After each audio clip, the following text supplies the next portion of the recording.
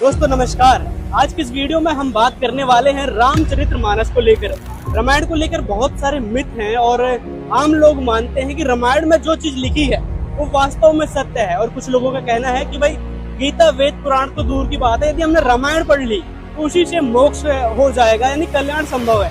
रामायण पढ़ने मात्र से कल्याण संभव जो लोग मानते हैं उनको हम रामायण से यानी रामचरितमानस से कुछ ऐसे तथ्य दिखाने वाले हैं जिनको जानकर आप हैरान हो जाओगे कि हम जिस रामायण को पढ़ते आ रहे थे, सदियों से पढ़ते आ रहे थे, हमारी कई पीढ़ी बीत गई इस रामायण को पढ़ते हुए, और हमको ये सच्चाई आज तक पता नहीं थी जो संत रामपाल जी महाराज ने आज हमारे समक्ष रखी है।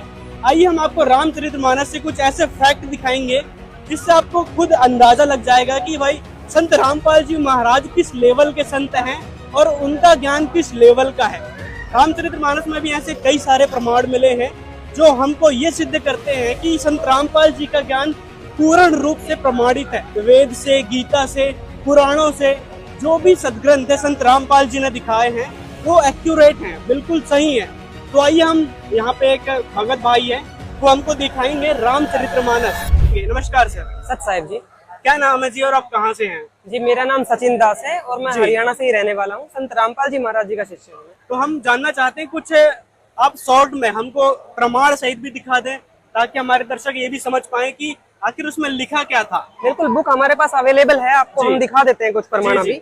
ये रामचरितमानस है, गीता प्रेस गोरखपुर से प्रकाशित होती है ये जी। ठीक है जी। इसमें बालकांड में आ जाइए आप जी। बालकांड में दोहा नंबर 143 में आप देखिए जी। यहाँ पे क्या दिखाया गया है। नेति नेति जेहि वेद निरूपा निजानंद निरूपाधि अनुपा शंभु बिरंची विष्णु भगवाना उपजहि जासु अंश ते नाना।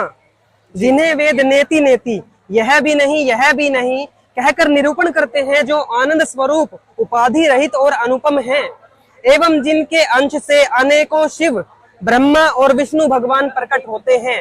अब देखिए इसमें स्पष्ट रूप से बताया गया है कि मनु और शतरूपा जो सतयुग में हुए हैं उनके ज्ञान का आप लेवल देखिए। वो क्या यहाँ पे इसमें रामचरितमानस में उनके बारे में बताया गया है कि वो कह रहे हैं कि उस भगवान के बारे में हम बात कर रहे हैं जिनके एक अंश से सिर्फ अनेकों शिव ब्रह्मा और विष्णु भगवान प्रकट होते हैं। अभी तक हम यही सुनते आए थे कि रामचरितमानस में विष्णु भगवान अर्थात श्री रामचंद्र जी का ही ज्ञान दिया हुआ है, जबकि यहाँ पे उनसे आगे के बहुत सारे भगवानों का प्रमाण मिलता है। और भी आपको दिखाते हैं, देखिए अगले पेज जी।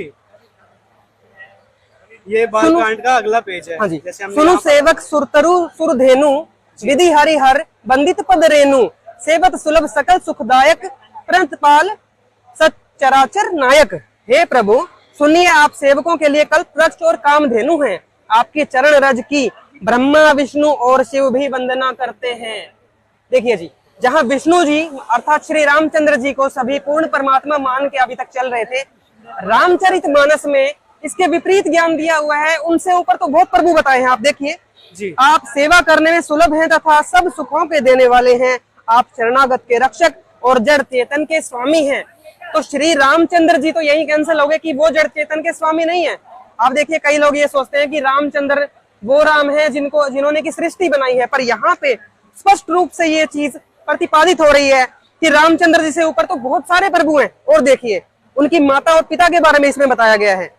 ये देखिए माता पिता के बारे में विष्णु जी की, रामचंद्र जी की माता पिता के तो सब जानते हैं, पर विष्णु जी जो मूल रूप में विष्णु भगवान है उनके बारे में आपको दिखाते हैं। ये देखिए आप जी। अगले पेज पे आ गए। हाँ जी, बालकांड में ही चल रहे हैं। आप देखिए जी। प्रभु परंतु सुठी होती डिठाई यद्यपि भगत हित तुम ही सोहाई। तुम ब्रह्मादि जनक जग स्वामी ब्रह्म सकल और अंतर्यामी जी। ये देखिए क्या बताया है। आप ब्रह्मा आदि के भी पिता। ब्रह्मा आदि का मतलब होता है ब्रह्मा विष्णु शिव। इनको त्रिदेव भी बोल सकते हो आप, ब्रह्मादिक भी बोल सकते हो। जहाँ भी ब्रह्मादिक लिखा होता है उसका अर्थ होता है क्या कोई और अर्थ नहीं होता? नहीं, ब्रह्मादिक का मतलब एक ही होता है जी। त्रिदेव देवों के बारे में जब बोला जाता है तो ब्रह्मादिक बोला जाता है, मतलब ब्रह्मा विष्णु महेश।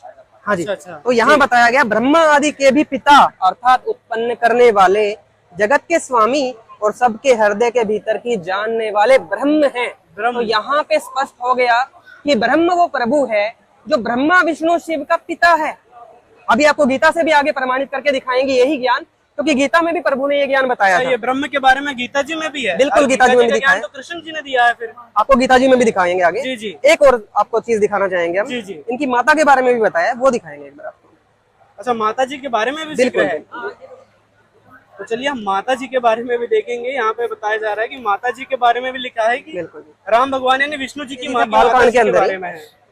जी देखिए, पद राजीव बरनी नहीं जाही, मुनिमन मधुप बस ही जन्माही, बाम भाग सोबती अनुकूला, आदि शक्ति छवि निधि जगमूला। यहाँ पे आदि शक्ति और जगमूला जो दो वर्ड यूज हुए हैं, उनको आप ध्यान से देखिए कि जिस ब्रह्म के बारे में जिक्र चल रहा है, जो ब्रह्मा विष्णु शिव के पिता हैं, उनके बारे में क्या बताया है देखिए। जी, जिनमें मुनिया के बन रूपी भंवरे बसते हैं, भगवान के उन चरण कमलों का तो वर्णन ही नहीं किया जा सकता। भगवान के बाएं भाग में, ये ब्रह्म भगवान का जिक्र चल रहा है, उनके बाएं भाग में आप देखिए हमेशा पत्नी ही विराजित होती है। उनके बाएं भाग में सदा अनुकूल रहने वाली शोभा की राशि, जगत की मूल कारण रूपा आदि शक्ति सुशोभित है। यहाँ पे श्री जानकी जी जो इन्होंने अर्थ किया है, ये अर्थ करता कि अपने मिस्टेक है, क्योंकि अगले श्लोक में क्लियर हो जाएगा कि जानकी जी तो सीता जी का नाम है, सीता जी के बारे में बात ही नहीं हो रही यहाँ पे, तो सीता जी को कहते हैं। आगे देखिए आप। जी, जासु अंश उपजही गुण खानी, अनगिन लच्छी उमा ब्रह्मानी, भ्रकुटी बिलास जासु जग होई, राम बाम दिस सीता सोई।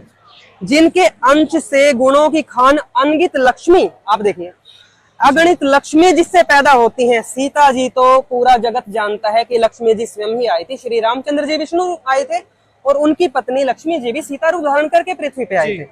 तो जिनके अंश से अनगिन लक्ष्मी, पार्वती और ब्रह्माणी, त्रिदेवों की शक्तियां उत्पन्न होती हैं। त्रिदेव देखो यहाँ भी वही जिक्र आ रहा है कि त्रिदेव ब्रह्मा विष्णु शिव जो उनकी पत्नियां हैं, जो उत्पन्न होती हैं उनसे, तथा जिनकी बोहों के इशारों से ही जगत की रचना हो जाती है, वही भगवान की शक्ति स्वरूपा शक्ति है। इसके बारे में दुर्गा देवी के बारे में बताया गया है। आप दोनों श्लोकों से मिला के देखोगे, जगमूला और आदि शक्ति जो है वो दुर्गा देवी के नाम है। तो दुर्गा देवी इससे सिद्ध होता है कि इनकी माता है, ब्रह्म इनके पिता हैं, और ब्रह्मा विष्णु शिव जो है वो उनके बारे में जो गीता में ज्ञान है वो भी आपको दिखाएंगे। जी देखिए, अच्छा गीता देखेंगे बिल्कुल सेम। देखिए जी, जो शास्त्रों का ज्ञान होता है ना, ये गीता है, वो एक दूसरे से बिल्कुल मैच करता है। परंतु संत रामपाल जी महाराज जी के अलावा जितने भी संत आज तक हुए हैं, वो खोल के बता ही नहीं पा रहे कि ब्रह्मा विष्णु महेश से ऊपर भी कोई प्रभु है। आप देखिए गीता में भी यही ज्ञान बताया है। अच्छा, गीता देखेंगे हम। देखिए गीता के अध्याय 14 का श्लोक 3, 4, 5 हम आपको दिखा। कहाँ से प्रकाशित है? तो ये भी कर देते हैं। देखिए कोई डाउट नहीं है, हमारे यहाँ पे सारी पुस्तकें गीता प्रेस गोरखपुर से आ रही है। जी ठीक है जी, जय दयाल गोविंदका जी इसके अनुवादक है। कोड नंबर 17 ये आती है, आप कहीं से भी ले सकते हो, ये बहुत प्रसिद्ध पुस्तक है। नहीं, वो लोग कहते हैं भाई ये संत रामपाल जी अपनी बुक छाप देते हैं। देखिए जी, आम आदमी जब इसको चेक करेगा तो वो तो नहीं कह सकता, पर ठीक है देखते हैं। नकली गुरु है वो तो कहते ही हैं। देखिए जी, नकली गुरुओं का तो अब, क्योंकि देखिए जी धंधा जिसका चौपट हो रहा है, क्योंकि झूठ के ऊपर जिसका धंधा चल रहा है, लोगों को नास्तिक बना रहे हैं वो गलत साधना करवा के। अब संत रामपाल जी महाराज सच्ची भक्ति बता रहे हैं, तो थोड़ी तकलीफ तो उनको होने वाली है, परंतु ये जगत के कल्याण कारक के लिए है, तो इसलिए हम इसको देखते हैं। जी, ये 14वां अध्याय है इसका, गीता जी का। आप इसके श्लोक नंबर 3 पे आ जाइए। देखिए जी, संत रामपाल जी महाराज जी ने अपने सत्संगों से स्पष्ट किया है, आप देख सकते हैं कि गीता का ज्ञान कृष्ण जी में प्रवेश करके ब्रह्म भगवान ने दिया था। लोग अब तक यही मानते हैं कि गीता जी का ज्ञान श्री कृष्ण ने बोला, परंतु आप देखेंगे कि महाभारत में बहुत सारे ऐसे प्रमाण आते हैं और गीता में भी ऐसे प्रमाण है कि कृष्ण जी गीता का ज्ञानदाता नहीं था। गीता का ज्ञानदाता ब्रह्म प्रभु है जो उनका पिता है। ये देखिए, ये स्पष्ट करता है खुद ही।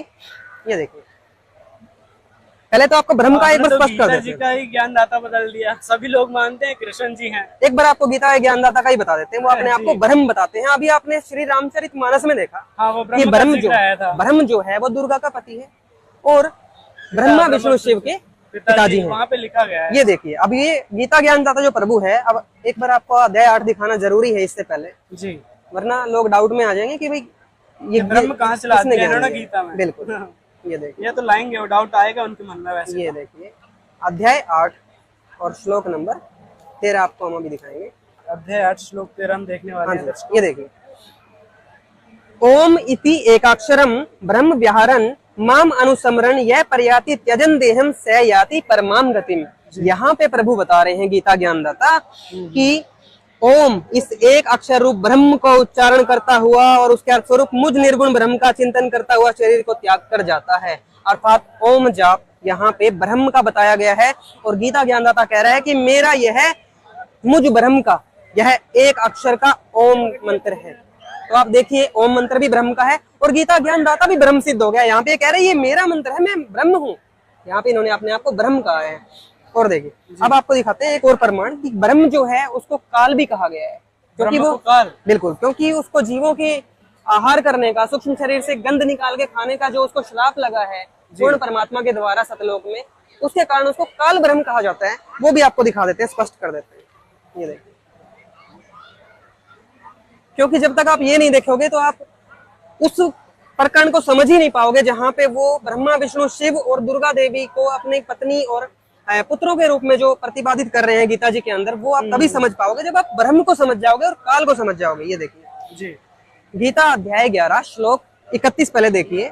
जब भयंकर रूप अर्जुन ने देखा प्रभु का जी, तो वो कांपने लगे और वो इतने बड़े योद्धा वहां क्या पूछ रहे हैं, मुझे बतलाइए कि आप उग्र रूप वाले कौन हैं। अर्जुन ने क्वेश्चन किया, क्योंकि अब आप देखिए कृष्ण जी तो अर्जुन जी के साले लगते थे, क्योंकि उनकी बहन सुभद्रा उनसे ब्याही गई थी। तो अपने साले से तो कोई पूछता भी नहीं है कि भाई आप कौन है। परंतु यहाँ पे जब इन्होंने अपना उग्र रूप दिखाया, जिसको विराट रूप कहा जाता है, वो दिखाने के बाद इन्होंने पूछा मुझे बतलाइए आप कौन हैं। तो अगले श्लोक में देखिए क्या जवाब दिया है, कालो अस्मि। कालो अस्मि का मतलब है मैं काल हूँ। ये देखिए, लोकों का नाश करने वाला बड़ा हुआ महाकाल हूँ। ये भी अर्थ में इन्होंने महाकाल कर दिया। काल कहो महाकाल कहो कोई इशू नहीं हमें, परंतु आप ये देखिए महाकाल तो शिव जी को माना जाता है एक प्रकार से। देखिए जी, आप आम लोग हैं, आपके दर्शकों से और आपसे हमारा चैलेंज है, आप किसी ग्रंथ में ये दिखाइए कि शिव जी को महाकाल कहा गया है। आपको हम 10 जगह प्रमाणित करेंगे कि महाकाल और काल जो कहा गया है वो उनके पिता के बारे में कहा गया है, ब्रह्म के बारे में। कि गीता जी में क्या बताया कि लोकों का नाश करने वाला बड़ा हुआ काल हूँ और इस समय इन लोकों को नष्ट करने के लिए प्रवृत्त हुआ हूँ। देखिए कृष्ण जी तो अर्जुन जी के साथ हमेशा ही रहते थे और युद्ध में भी शुरू से उपस्थित थे। उग्र रूप दिखाने के बाद वो कह रहे हैं मैं तो अभी प्रवृत्त हुआ हूँ सबको नष्ट करने के लिए। कृष्ण जी युद्ध नहीं चाहते थे, वो तो शांति दूत थे।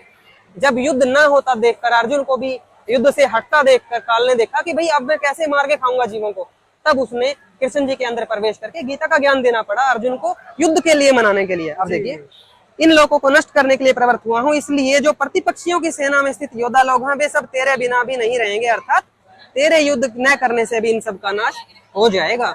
मतलब काल भगवान को ये सब नाश करवाना था महाभारत वाला, तो वो कृष्ण जी के अंदर प्रवेश करके उन्होंने करवाया। अब आपको मेन चीज दिखाते हैं, ये देखिए अध्याय 14 अब आपको दिखाते हैं। और ये कॉन्सेप्ट उसी से रामचरितमानस से जुड़ा हुआ है, अब वो दिखाने वाले हैं आप। देखिए थोड़ा सा अगर रिकैप करें तो अभी तक श्री रामचरितमानस से हमारे गुरुजी के दिए हुए ज्ञान के आधार पर यह सिद्ध हो चुका है जी कि ब्रह्मा विष्णु शिव से ऊपर प्रभु रामचरितमानस में बताए हुए हैं, और बल्कि उस प्रभु को ऐसा बताया गया है जिसके चरणों की रज ब्रह्मा विष्णु महेश भी चाह रहे हैं, मतलब वो उनसे अलग हुआ। और रामचरितमानस को अभी तक विष्णु जी पे सेट अर्थात श्री रामचंद्र जी पे सेट करके जगत के लोग चल रहे थे, वो बिल्कुल गलत है। आप देखिए पूरा ज्ञान लीजिए एक बार, इसमें राम जी की भी बहुत महिमा है, परंतु उससे ऊपर प्रभु की भी महिमा है, वो भी आप जरूर जानिए। अब आप देखिए, अभी तक हम थोड़ा रिकैप करें तो उसमें श्री रामचरितमानस में हमें पता चला कि दुर्गा देवी, जिनको आदि शक्ति और जगमूला भी कहा जाता है, वो ब्रह्मा विष्णु शिव की जो पत्नियां हैं उनको भी उत्पन्न करने वाली है, और जो इनका पिता काल ब्रह्म है उससे ब्रह्मा विष्णु शिव उत्पन्न होते हैं। इतना क्लियर हो गया था। और गीता ज्ञानदाता जो प्रभु है जिसने श्री कृष्ण जी के अंदर प्रवेश किया, वो काल ब्रह्म है, इतना भी हम प्रमाणित कर चुके हैं। अब देखिए काल ब्रह्म और आगे के राज खोल रहे हैं, आप खुद देखिए यहाँ पे क्या बताते हैं। अध्याय 14 श्लोक नंबर 3 हम ले रहे हैं। हे अर्जुन, मेरी महत ब्रह्म रूप मूल प्रकृति दुर्गा देवी को ही एक संबोधन दिया जाता है। आपको देवी पुराण में हमारे गुरुजी के सत्संग में मिल जाएगा, और हम भी आपको दिखा देंगे कि प्रकृति देवी दुर्गा देवी का ही एक नाम है। ठीक है, ये देखिए, मेरी महत ब्रह्म रूप मूल प्रकृति संपूर्ण भूतों की योनि है, अर्थात गर्भधान का स्थान है, और मैं उस योनि में चेतन समुदाय के गर्भ को स्थापन करता हूँ। अब योनि में गर्भ को स्थापन तो पति ही कर सकता है जी, ये इसमें क्लियर किया हुआ है। ठीक है जी, उस जड़ चेतन के संयोग से सब भूतों की उत्पत्ति होती है, अर्थात सब प्राणियों की उत्पत्ति अब तक हम सुनते आए ब्रह्मा विष्णु महेश से हो रही है, परंतु यहाँ पे काल ब्रह्म कह रहा है कि दुर्गा और मुझसे ये सब हो रहा है। अगला श्लोक देखिए आप, और भी क्लियर हो जाएगा इसमें। हे अर्जुन, नाना प्रकार की सब योनियों में जितनी मूर्तियां अर्थात शरीरधारी प्राणी उत्पन्न होते हैं, प्रकृति अर्थात दुर्गा देवी तो उन सब की गर्भ धारण करने वाली माता है और मैं बीज को स्थापन करने वाला पिता हूँ। अब जब ये गीता के 3 श्लोक हो जाएंगे उसके बाद आपको देवी भागवत दिखाएंगे, जिसमें अभी कोई ये ना सोचे कि दुर्गा देवी के गर्भ में जो है विष्णु जी अर्थात कृष्ण जी गर्भ को स्थापन करते हैं। ऐसा बिल्कुल नहीं है, वो तो उनकी माता जी हैं। और माता और पुत्र के बारे में ये बात तो सोचना भी गलत है। यहाँ पे आपको सिद्ध हो जाएगा कि ये माता पिता इनके काल ब्रह्म और दुर्गा देवी ही हैं। देवी भागवत से भी आपको क्लियर होएगा ये चीज। ठीक है जी। अगला श्लोक देखिए। हे अर्जुन, सत्वगुण अर्थात विष्णु जी, रजोगुण अर्थात ब्रह्मा जी और तमोगुण अर्थात शंकर जी, ये प्रकृति अर्थात दुर्गा से उत्पन्न तीनों गुण अर्थात तीनों देवता। अभी आपको हम ये भी क्लियर करेंगे मार्कंडेय पुराण से कि तीनों गुण ही तीनों देवता होते हैं, अर्थात रजगुण ब्रह्मा, सतगुण विष्णु और तमगुण शिव जी होते हैं। इनको आप त्रिदेव भी कह सकते हैं, इनको आप त्रिगुण भी कह सकते हैं। तो यहाँ पे त्रिगुण कह के संबोधन किया हुआ है। देखिए, हे अर्जुन, सत्वगुण, रजगुण और तमगुण ये प्रकृति से उत्पन्न तीनों गुण अर्थात ब्रह्मा विष्णु शिव ये दुर्गा से उत्पन्न तीनों देवता अविनाशी जीवात्मा को शरीर में बांधते हैं। अगर हम इनसे मोक्ष की आशा भी लगाते हैं ब्रह्मा विष्णु शिव से भी, तो यहाँ पे वो भी कॉन्सेप्ट बिल्कुल कैंसिल कर दिया कि ब्रह्मा विष्णु शिव का कार्य तो इनके माता पिता ने जीवों को शरीर में बांधने का लगाया है, मोक्ष का इनका कोई अधिकार नहीं दिया गया है। अभी आपको रामचरितमानस का कंटिन्यू करते हैं। इतना गीता से क्लियर हो गया कि रामचरितमानस का ज्ञान गीता में भी पूरा मैच कर रहा है और संत रामपाल जी महाराज जो उसकी व्याख्या कर रहे हैं वो बिल्कुल सही मैच कर रही है। और संत तो अभी तक विष्णु जी से आगे बता ही नहीं पा रहे हैं। अब आप देखिए, रामचरितमानस के कुछ और तथ्यों की पड़ताल हम करने वाले हैं यहाँ पे कि रामचरितमानस में लिखा क्या है।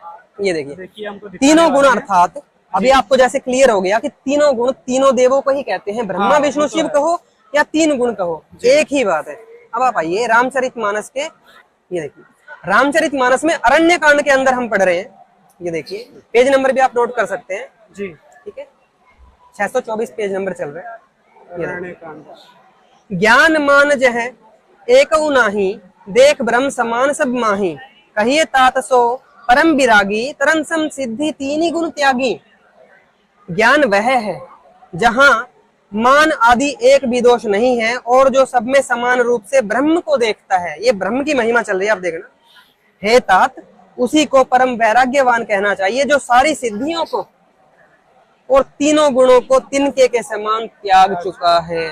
तीनों गुणों अर्थात ब्रह्मा विष्णु शिव को अगर कोई इष्ट रूप में मान के या इन तीनों में से किसी एक देव को इष्ट रूप में मान के पूजता है तो वो गीता जी और रामचरितमानस के विरुद्ध भक्ति कर रहा है, जिससे उसकी भक्ति शास्त्र विरुद्ध हो जाती है। इनको इष्ट रूप में पूजने के लिए देखिए यहाँ पे मना किया गया है कि उनको त्याग देना है तीनों गुणों को। आपको यही चीज गीता जी में भी हम दिखा देते हैं प्रमाणित करके। ये देखिए, अब गीता जी उठा लेते हैं। गीता जी अध्याय 7 आपको दिखाते हैं। अभी यहाँ पे क्या कहा जा रहा है ब्रह्म काल के द्वारा गीता जी में, अध्याय 7 और श्लोक 15। आप ये देखिए, पीछे से पहले अध्याय 7 श्लोक 14 भी ले लेते हैं, इससे पहले भी दिखा देते हैं ताकि समझ में आ जाएगा किसका जिक्र चल रहा है, क्योंकि गीता एक डिस्कशन के रूप में चल रही है तो पिछले श्लोक से हमें पता चल जाएगा। हाँ देख लेते हैं। क्योंकि यह अलौकिक अर्थात अति अद्भुत त्रिगुणमयी मेरी माया। त्रिगुण का मतलब अभी आपको जो स्पष्ट किया था, बिल्कुल आप त्रिगुण कहो या ब्रह्मा विष्णु शिव कहो या त्रिगुण कहो, एक ही बात है। मेरी माया, ये जो ब्रह्मा विष्णु शिव रूपी मेरे पुत्र हैं जो मैंने इनको बना के ये माया रूपी जाल बनाया है, ये बड़ी दुस्तर है, बहुत खतरनाक है। परंतु जो पुरुष केवल मुझको ही निरंतर भजते हैं, यहाँ भी देखिए ब्रह्मा विष्णु शिव से अपर है ये प्रभु, मुझको ही निरंतर भजते हैं, वे इस माया को उल्लंघन कर जाते हैं। यहाँ ब्रह्मा विष्णु महेश से अलग भगवान साबित, बिल्कुल ब्रह्मा विष्णु शिव से ऊपर है उनके पिता ब्रह्म। वो कह रहे हैं कि जो ब्रह्मा विष्णु शिव तक अटके हुए हैं, अभी उनका ज्ञान दिया, पर जो उनको पार करके मुझको भजते हैं वो इस माया को उल्लंघन कर जाते हैं। त्रिगुण से ऊपर की उनको भक्ति शक्ति मिलती है। और आगे श्लोक में देखिए, इस माया के द्वारा, त्रिगुणमयी माया का जिक्र चल रहा है, ब्रह्मा विष्णु शिव के द्वारा जिनका ज्ञान हरा जा चुका है। अब देखिए गीता में आप कितनी संज्ञाएं दी है, किस प्रकार की 4 आप गालियां कह सकते हैं, इस प्रकार की संज्ञा गीता जी में ब्रह्मा विष्णु शिव को इष्ट रूप में जो मानकर पूज रहे हैं उनके लिए दी